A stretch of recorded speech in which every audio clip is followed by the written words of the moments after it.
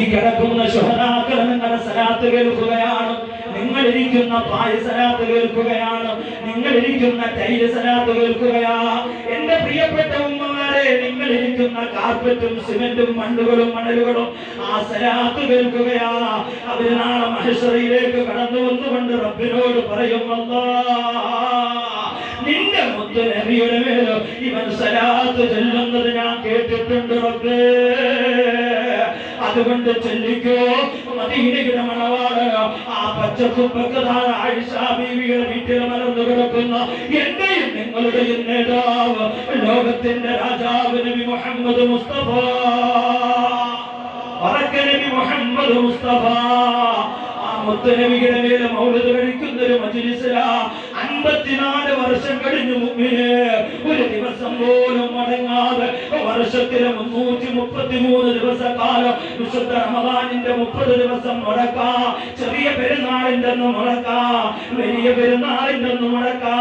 അങ്ങനെ 365 ദിവസത്തിലെ 32 ദിവസം അങ്ങോട്ട് പോയാ ബാക്കി 333 ദിവസം മുത്തുനബിയുടെ മേൽ മൗലിദ് കഴിക്കുന്ന മജ്‌ലിസാ. രണ്ടാമത്തെ പ്രത്യേകത എന്തെന്നറിയോ? നമ്മൾ താമസിക്കുന്ന ഇന്ത്യ എന്ന് പറയുന്ന രാജ്യമുണ്ടല്ലോ, ഈ രാജ്യത്തിന്റെ സുൽത്താൻ ആരെന്നറിയോ? ഞാൻ പറഞ്ഞ വാക്കല്ലല്ലോ, മുത്തുനബിയുടെ വാക്കാ. അല്ലാഹുവിന്റെ പ്രവാചകനല്ലേ പേരിട്ട് വിളിച്ചത്.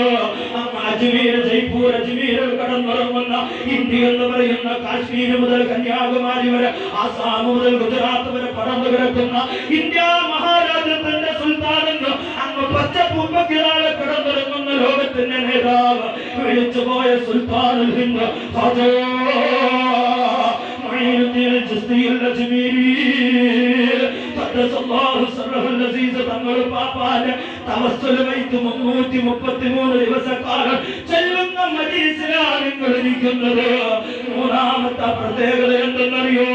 അല്ലാഹുവിന്റെ പ്രവാചകനല്ലേ പറഞ്ഞു വിട്ടത്, ഇന്ന് ഇൻഷാ അല്ലാഹ് അസ്ർ നമസ്കാരം കഴിഞ്ഞ് പടിഞ്ഞാറൻ ചക്രവാളത്തിൽ അസ്തമിച്ചു പോകുന്ന സൂര്യനെ സാക്ഷി നിർത്തി ഏർവാടിയിലെ മഖാമിന്റെ ചുറ്റുവട്ടത്ത് ഒരുമിച്ച് കൂടുന്ന കേരളത്തിന്റെയും തമിഴ്നാടിന്റെയും കർണാടകയുടെയും ദിക്കുകളിൽ നിന്ന് ഓടിയെത്തിയ 10,000 ആളുകളുടെ നാവിൽ നിന്ന് വരുന്ന തക്ബീർ ധ്വനിയുടെ കമ്പനിയോടുകൂടി ആ മഖാമിന്റെ മുമ്പിലുള്ളതായ കൊടിമരത്തിലേക്ക് മഹാനായ ഇബ്രാഹിം ബാദ്ഷാ തങ്ങളുടെ പാപ്പാന്റെ ഉറൂസിന്റെ കൊടിമരത്തിലേക്ക് കൊടികയറുമ്പോ ആരാ ഇബ്രാഹിം ബാദ്ഷാ എന്നറിയോ? മുത്തുനബിയല്ലേ ഇന്ത്യയിലേക്ക് പറഞ്ഞു വിട്ടത്. മോനെ പോകോ ഇന്ത്യയിലേക്ക്, ദീനിന്റെ ദൈവത്തിന് വേണ്ടി ഇന്ത്യ മഹാരാജ്യത്തിലേക്ക് അങ്ങ് മദീനയിൽ നിന്നും പോകോളാ പറഞ്ഞപ്പോ ആ സമയത്തല്ലേ ഖുതുബ് സുൽത്താൻ സയ്യിദ് ഇബ്രാഹിം ബാദ്ഷാ തങ്ങളുടെ പാപ്പ മുത്തുനബിയോട് പറഞ്ഞു, ഉപ്പാ ഈ മദീനയുടെ മണമില്ലാതെ എനിക്ക് പോകാൻ കഴിയില്ല. അങ്ങനെ മദീനയിൽ നിന്നും ഒരു പിടി മണ്ണുമായിട്ട് മദീനയിലെ ആ പരിസരത്തുള്ളൊരു നാടാറുന്നത്. അതുകൊണ്ടാ ഏർവാടിക്ക് ഏർവാടി എന്ന് പേര് പറയാൻ കാരണോ പന്നമസ്ഥാനന്മാര് പറഞ്ഞിട്ടുണ്ട്. 2 കാരണങ്ങളാ മക്കാമിന്റെ ചുറ്റത്ത് ചെരുപ്പിടാതെ നടക്കാനുള്ള കാരണം. 2 കാരണം. ഒന്ന്, അതൊരു പല മക്കാം കൂടി പിന്നീട് തിരിഞ്ഞു വരാനുണ്ട്.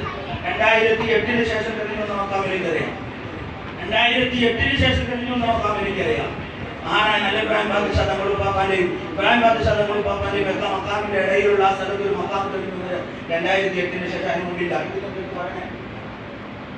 പല മക്കാമുകളും പിന്നീട് തെളിഞ്ഞു വന്നതാണ്. നമ്മൾ അവരുടെ മക്കാമിന്റെ മുകളിൽ ചെരുപ്പിട്ട് ചവിട്ടാതിരിക്കാൻ അവിടെ ചെരുപ്പിടുക. 2, ഇബ്രാഹിം ബാദ്ഷാ തങ്ങളുടെ പാപ്പ അങ്ങ് മദീനയിൽ നിന്നും വന്നപ്പോൾ ഒരു പിടി മണ്ണുമായിട്ട് വന്നിട്ടുണ്ട്.